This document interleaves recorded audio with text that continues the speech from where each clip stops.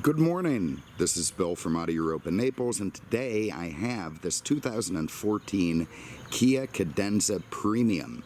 It's not really a big deal that the car is a premium because every Kia Cadenza sold in 2014 was a premium. It's not really a car I knew a damn thing about. When it came in on trade, I looked at it. I thought it was an Optima. Somebody said, "Oh, that's the big Kia. That's the proper top of the line guy," and yeah, okay, fair enough. It didn't look like it to me. But then I drove it home. I ended up taking it over to West Palm Beach for one of the auctions, and I ended up liking it. I'm not loving it, but liking it. And I can tell you why. It's a good looking car. It really is. It's bigger than the Optima. It has more room inside. It's something approaching a full-sized car. And after sort of looking into it and reading a little bit about it, it turns out that this was Kia sort of dipping its toe in the luxury car market. It's its first foray, at least at the time, into competing with the big German automakers and Lexus, and making a car that really does shine. And I have to hand it to them. I remember way back, what was it, 89, 90, when the Lexus LS 400 came out, and guys who were buying Mercedes started buying those things. And it really had to wake up Mercedes. I mean, they had to change the way they did things. They went from being a sort of a luxury wood, nuts, bolts car maker into something a little bit more mainstream. Which actually was a bit of a shame, but kudos to Toyota for taking it to them, and now kudos to Kia and Hyundai for taking it to Lexus, as well as, of course, BMW and Mercedes and Audi and all those other luxury makers. One thing that offends me a little bit is that Kia and Hyundai are essentially they're not the same company, but they're deeply related. Back in 1998, there was an Asian financial crisis. Maybe you guys remember the headlines. And what ended up happening is that Daewoo and Hyundai ended up bidding for Kia. The Hyundai won and ended up owning a pretty big portion of it. Now they're sort of a minority shareholder, and Kia owns a bunch of Hyundai's distributors or part suppliers. So basically they're joined at the hip, but you don't really know that. It's not something they advertise. I mean, you sure as hell know that Buick and Cadillac are the same company, or Dodge and Chrysler were together. But Kia and Hyundai, they seem to be keeping that a secret. Speaking of Daewoo, one thing that really offends me is this, that's an old story I had. I was on a boat with a friend of mine, Estero Bay, kind of doing some backwater fishing, and our little pontoon boat blew up the lower unit. It was a real annoying thing. So we ended up getting towed to a dock, and we needed a lift. So I called a friend of mine who shall remain nameless, and he shows up at the dock with his giant annoying dog in the passenger seat of a Daewoo lasagna, and it proceeds to pick us up. So I'm not going to sit up front with this big smelly thing on the front seat putting hairs everywhere. So he and the dog are up front, me and my buddy get in the back, and we're going down the road, and I'm sure what's going to happen is we're going to pull up to a traffic light. Next to us there's going to be a gaggle of girls that I graduated high school with, decades ago. They're going to look over and they're going to see that in a Daewoo lasagna, this dog has authority over me in the back seat. And that is my new position in life. This is my life now. So anyway, this car sort of reminded me of that annoying little day. Back to the Cadenza. One thing I can tell you about it is it's named something, and I do like that. A cadenza is a little musical bit that happens on either side of a concerto, sort of livens it up, or a little solo piece. That's nice, because I'm tired of these luxury cars being named the 522.7 XE, or whatever they get named. I like the old days of Eldorado and Fleetwood Brougham, and I just think, I don't know, I've always liked the nomenclature system that includes an actual name. Oh boy. Okay, let's start inside the trunk. I go with the squeaking shoes again. Okay, this thing has a big trunk. You're going to be able to fit a lot of stuff in there. It's got a rear seat pass-through. You're going to get suitcases. It's a big car. It really, really is. And you're going to have no troubles back there. Very, very nice stuff. I like that the net's here. It's got some sort of an accessory cargo mat, so you're not going to scuff up your carpet, and everything looking good. And I think this guy who owned it, he put on these fancy sort of trick badges. I'd call them JDM, but it's looks really probably more like KDM, and also these floor mats, which frankly I could take out, but I secretly really like these floor mats. Again, kind of a KDM accessory. All right, let's get under the hood. Kia's no spring chicken, by the way. It started in 1944.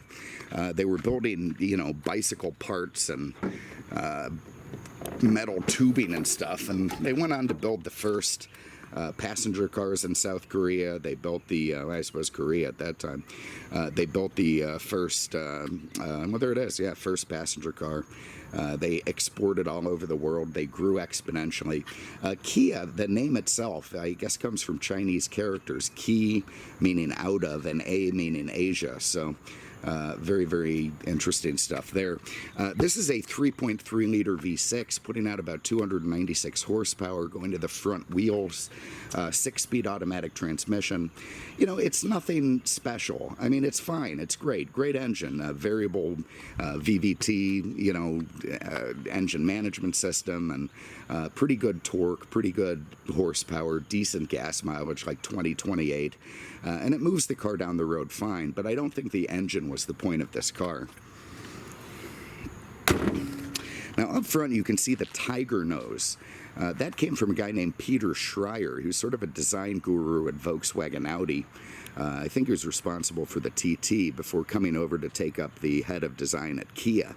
And what they basically did was import an entire German design team into Kia, and the main thrust of it became what they call this tiger nose, this sort of weird looking grill up front that's supposed to resemble a tiger of some sort. And reason being that the Kia, he wants it to be distinguishable. People will, would know what it is. That grill is pretty unique. Tigers are fierce but kind of friendly and cute, so yeah, there it is. Love it or hate it. That's the tiger nose. Also, the motto of Kia is, what is it? Something about a surprise. We love to surprise you. Or it freaks me out a little bit because I think I'm going to come out of the shower, with a towel around me, walk to my bedroom, and there's going to be the Kia in the living room smirking at me. So, yeah, I don't know about that motto. Nice big pano roof up top. All right, so inside the back. Again, pretty big car, so tons of legroom. Even 6-footers are going to be happy back there, even if there's 6-footers in front of them. So no issues there at all. Beautiful, rich, soft Nappa leather. Again, this is their foray into an upmarket car. Fully equipped, these things are like 42 grand. So we're not talking about a cheap little thing. That's real money. For the price, the features are exceptional, but it's not a cheap car. The materials they use are nice. This ABS, it's, good enough, fits together well. It has heated rear seats, nice little, nickel surrounded switches there. Kia's really showing the world that it can build a pretty quality car, and they pulled that off with this. Nice soft way the doors close. All right, up front, this is where I begin to like this car, and I'll tell you why. Well, all right, I know I'm all over the place, but have a look at this thing from the side for a minute. It really does look like a sports sedan. Like, this thing's going to handle well, it's going to have super horsepower, it's going to probably be all-wheel drive, and the truth is, it really isn't any of those things. It's not a sports sedan any more than a Lexus ES 330 or 350, whatever they are now is. It's sort of, a regular luxury sedan, wearing the sports sedan's clothing, but it does wear it very well, and that does hold true all the way into the inside, particularly with all that KDM stuff. So in here again, nice door panel. You've got real wood, glossy, which I like glossy wood. A lot of guys don't. You've got your power windows, power mirrors, all the stuff you'd expect to see there. Memory seat, nice little nickel door pulls. You've got illuminated cadenza on the entryway. You can see it has a full power seat with lumbar. Also a thigh support feature, with tall guys are probably going to be happy with. It also has keyless entry and lock. You get that. I don't have to do that outside. It's got like a 15 or 16 speaker infinity stereo that sounds great, although it sounds great at lower volumes. If you're one of these guys who likes to crank it, I don't know. I don't know how it goes all the way up there. All right, so let's fire this thing up. To do that, foot on the brake, I'm going to tap this guy and watch the instrument cluster come to life. Very, very nice. Now that electronic, we got a service in 11 days. I'll go ahead and knock that out. And let's get some AC on. God, is it hot and muggy today? I agree with the radio, too. We got some cool seats. Okay, so that's going to be a little bit more comfortable. You can see it's got an electronic speedometer there in the center. You know, it's all digital, though it does a very nice job of simulating analog. And that works out pretty well because I like analog speedometers. I don't like, you know, a bunch of fancy dancing lights. But I do like the little driver information center in the middle, particularly the way it works with the navigation. And that's where I get into what I really like about this car, is how well the electronics are integrated and how nicely they work for, you know, an old dinosaur like me who's crabby about these things. When I hopped in, it was very easy for me to hook my phone up, to program the navigation, to get myself going. And the nav worked super well the whole way to Palm Beach. I mean, I know the route inside and out, but I always put it on just to see how it works. And, you know, had very nice display intermingled with this. So all that stuff in the center where I'm going to switch it around. You can see you get your radio stuff here. There's your nav. It's just a compass now because we're not navigated anywhere. There's your service stuff. You can do different user settings, exit, door, lamp, that sort of stuff. All very nice. Look at that temperature unit. Yeah, you can really customize this thing how you want it. How the hell do we go back? Let's see. There. Get up at exit. Okay, there we're back. Anyway, it just worked really nice, and I liked it. Over on the left, you've got a Tack, you know, simple. You got your temperature and fuel over on the right. You got this interesting little kilometer display up in the top right. Not really useful or needed, you know, for me here, but I'm sure there's some part of the world where, you know, kilometer is the metric in English Standard collide, and you have to have that. Nice multifunction steering wheel, again with the funky KDM badge. I kind of like it. It's got paddle shifters if you want to pretend you're sporting around. You've got automatic headlights with your fogs over here. You got your wipers over on this side where you expect them. Traction control off if you want to burn the front tires up. Illumination, gas release, trunk release. You know, all right where you expect it. Kia's done a fine job of that. They've really made it intuitive. So when you hop in this thing, after about 5 minutes, you feel like you've owned it for a long time because you know where everything is. Nice sort of leather-wrapped simulation on the dash. You see the Infinity Center channel there. What is this thing called? The Uvo, the Evo? I don't remember now. But anyway, it's Infinity. Where the hell am I going with that? It's Kia's in-dash infotainment system, and it is super intuitive. So let's say that when I'm on the satellite radio, we'll go over to our navigation. Yeah, there's our whatever. Oh, now we're going to navigate somewhere. I don't want to do that. Hopefully it won't. Okay, anyway, you see a nice big nav screen. You know, very easy to use. Doesn't go three-dimensional, but it's fine. And you do get these great little things that pop up on the right telling you the upcoming exits, if you want them, how far you are, how distant till the next turn. Gives you nice big directions when you're coming up to, you know, the lanes, which one to take. And all that is duplicated over there if you want it in the middle of the speedometer.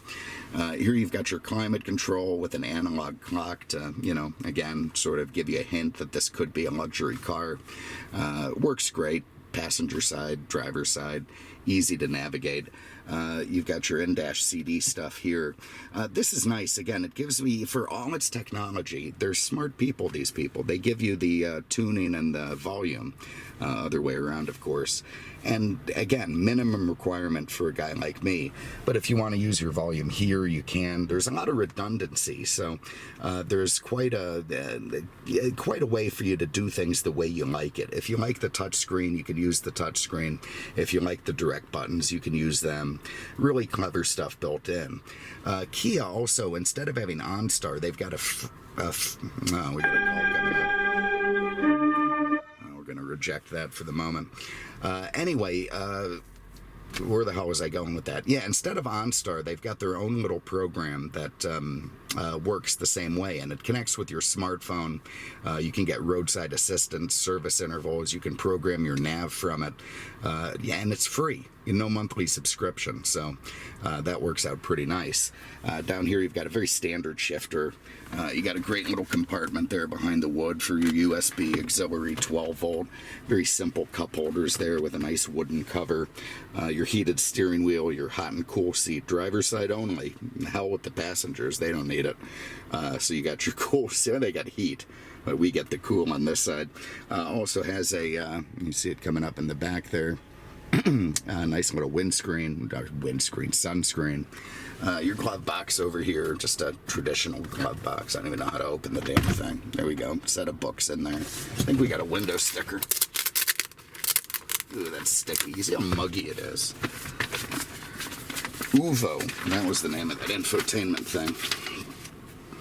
Alright, so you can see this thing had the luxury package. Nice feature. Not the tech package. That would have made it a little bit more. But if I had to choose between the two, I'd rather have luxury. Brings it to, 40 grand, this thing, just about. So very, very, not a cheap car. But gives you really, if you had an optioned out Accord, I think it would cost about the same. And this thing probably has a few more features. Anyway, you get the point. Pretty neat stuff. Up top, you have a big panoramic sunroof. Oh my God. There's Sirius coming in. Nice big pano sunroof. That all opens up and gives you, whatever it gives you. A little bit of air, a little bit of light. And it could also be closed with the power screen. There we go. So block all that out. Let's go for a spin.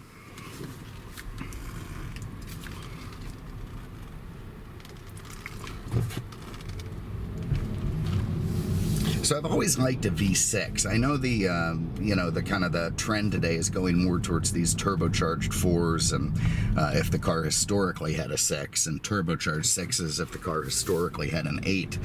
This is a bit of a rarity with just a naturally aspirated 6. Brings me back to earlier days.